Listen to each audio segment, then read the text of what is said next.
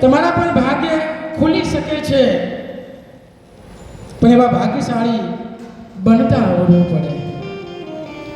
રામ કે કૃષ્ણ એમના નથી આવતા. મેં કૃષ્ણની નાનકડી વાત આપને કરી હતી, આપની વાત આપની સમક્ષ મૂકી હતી, એ દેવકીના તપની વાત મૂકી હતી. પણ રામ પણ જ્યાં આવ્યા ત્યારે આપણે પુત્રેષ્ઠી યજ્ઞ જાણીએ છીએ,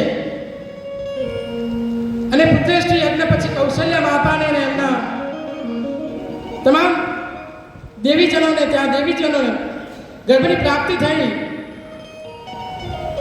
પણ એક બીજી વાત આપણે નહીં જાણતા હોય, જ્યારે કૌશલ્ય માતાને ગર્ભની પ્રાપ્તિ થઈ, એમને દિવ્ય પુરુષની જરૂર છે, જરૂર હતી, અને મારે જ મારા સંતાનની જવાબદારી પરિપૂર્ણ કરવી છે. એટલે કૌશલ્ય માતાએ તે દિવસથી જ અયોધ્યાના જે રસોડાના ભંડારમાંથી આવતું ભોજનનો ત્યાગ કર્યો હતો. આપ કદાચ નહીં જાણતા હોય.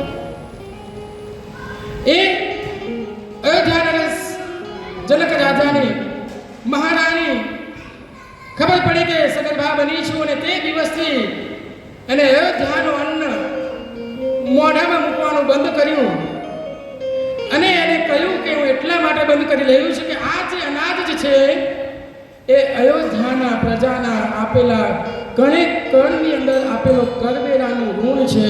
એ ઋણ હું મારા દીકરાને ના આપી શકું. આ તો આ તમામ અયોધ્યાના